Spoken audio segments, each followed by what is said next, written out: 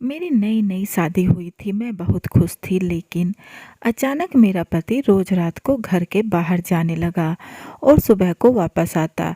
यह बात मैंने अपनी सास को बताई तो उनके चेहरे का रंग उड़ गया। मुझे कुछ शक होने लगा कि ससुराल वाले मुझसे कुछ छुपा रहे हैं। फिर एक दिन मैं मायके जाने का बहाना कर घर से बाहर आ गई और रात को पति का पीछा किया, लेकिन मेरी रूह कांप गई जब मैंने अपने पति को किसी के साथ। पल्लवी और आर्यन की कुछ दिन पहले ही शादी हुई थी। आर्यन बहुत ही बिगड़ैल लड़का था। वो बस पूरा दिन अपने दोस्तों के साथ आवारा घूमता रहता था।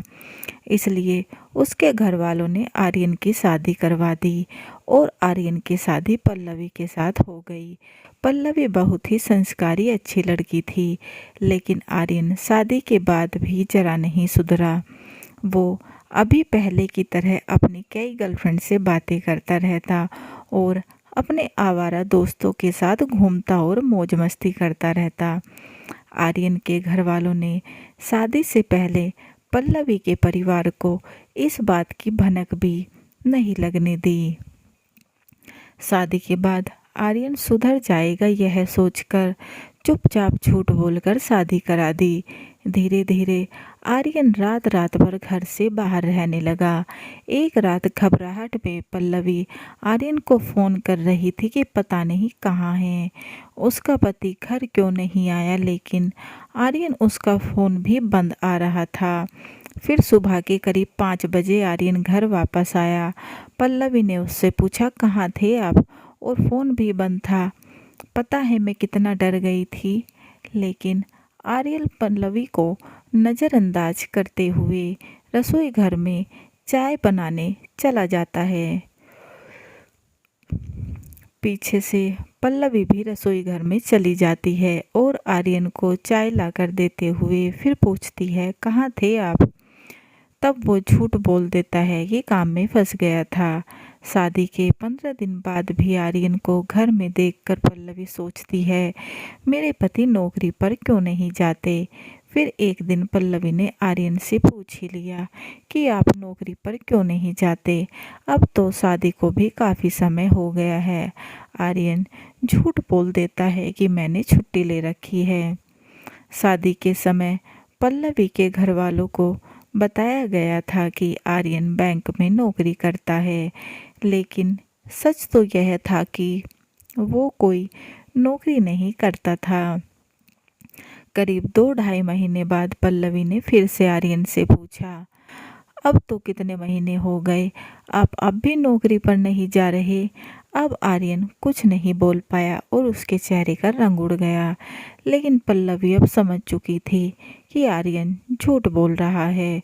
इसलिए पल्लवी ने फिर कहा, सच क्यों नहीं बता देते, कब तक झूठ बोलते रहोगे?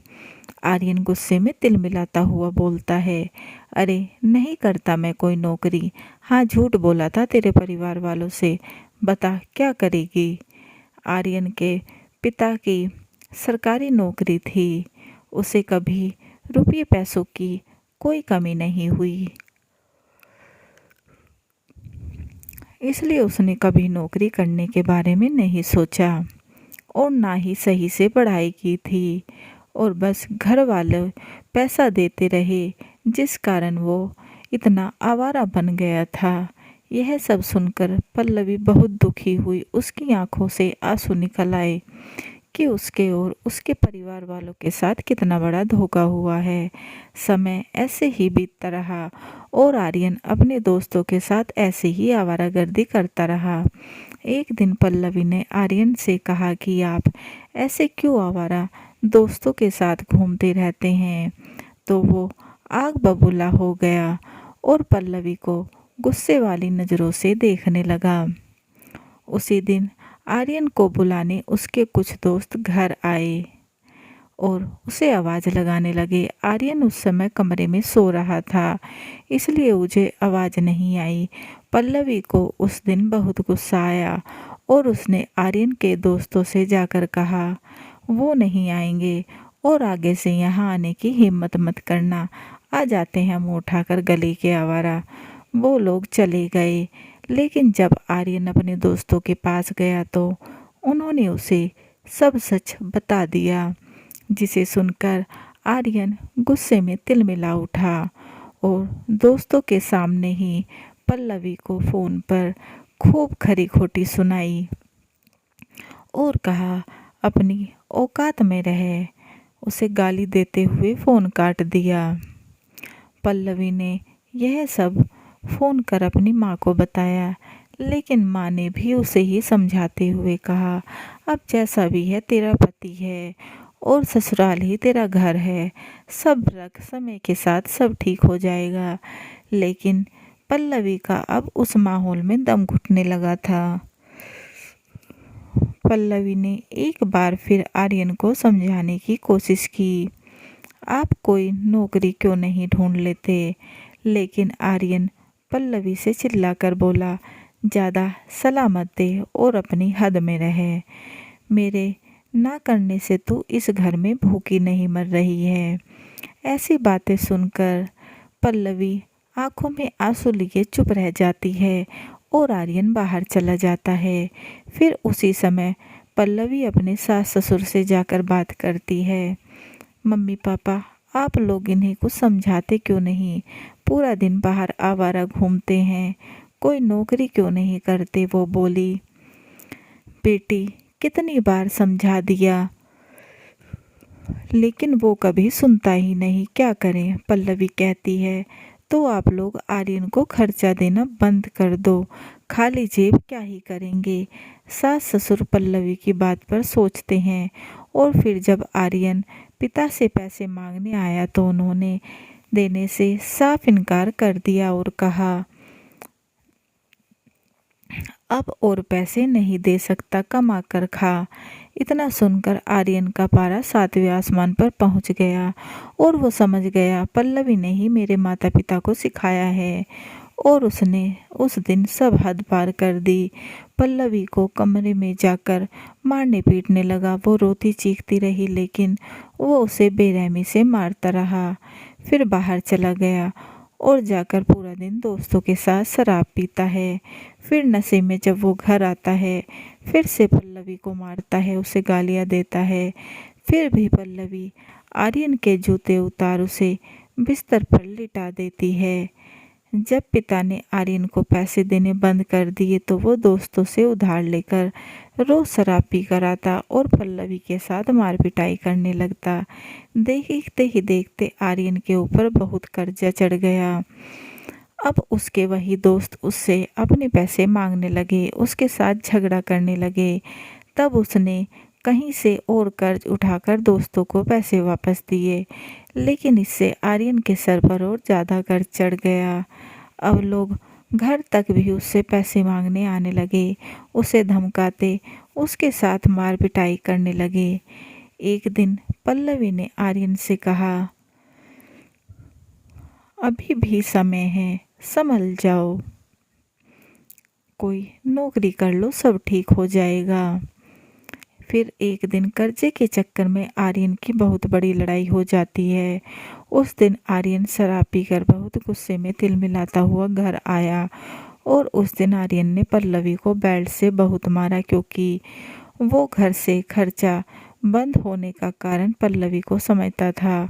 वो उसे मारते हुए कहता है, साली, सारे फसाद की जड़ तू ही है, आज मैं तुझे नहीं छोड़ूंगा। पल्लवी के सास ससुर बीच में उसे बचाने के लिए आए तो आर्यन ने उन्हें भी धक्का मार दिया और गिरा दिया और कहा, बीच में आए तो मुझसे बुरा कोई नहीं होगा। आर्यन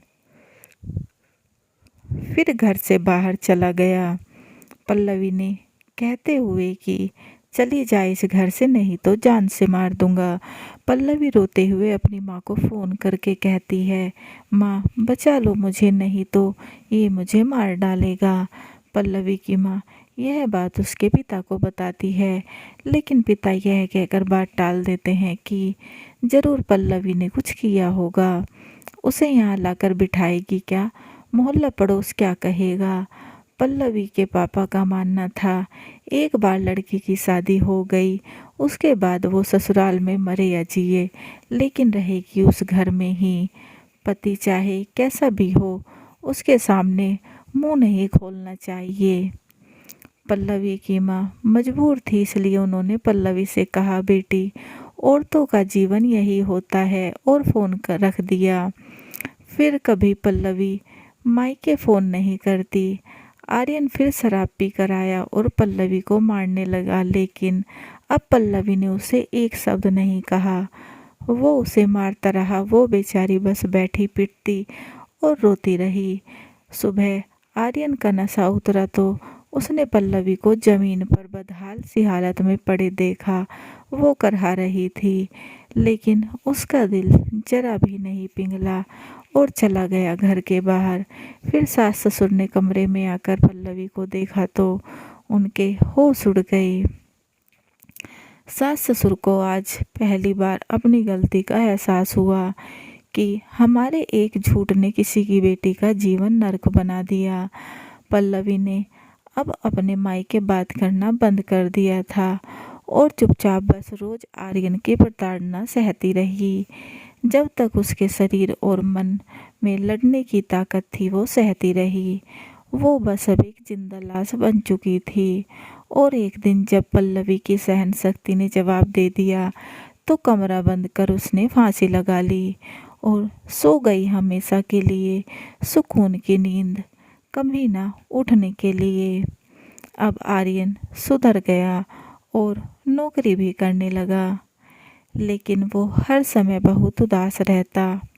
उसे अपनी करनी पर बहुत पछतावा हो रहा था, लेकिन उसके पछताने से पल्लवी वापस नहीं आने वाली थी। पल्लवी के माता पिता और सास ससुर भी अपनी करनी के लिए उम्र भर पछताते रहे, लेकिन अब अफसोस करने से क्या होता है। काश समय रहते किसी ने पल्लवी का दर्द समझा होता। तभी कहते हैं, शादी के बाद माता पिता को बेटी को इतना भी पराया नहीं करना चाहिए कि बेटी का दर्द भी ना देख सके। और सास ससुर भी अगर बहू को बेटी मान ले तो ऐसे कोई बेटी दर्द के कारण कफन में ना लिपट जाए। कहानी कैसी लगी कमेंट बॉक्स में ज़रूर बताएं और चैनल को लाइक एंड सब्सक्राइब करना ना भूलें एंड बेल आइकन को ज़रूर दबाएं, ताकि ऐसी ही अच्छी अच्छी कहानियों के नोटिफिकेशन आपको मिलते रहें। And please guys, support my channel. समाप्त।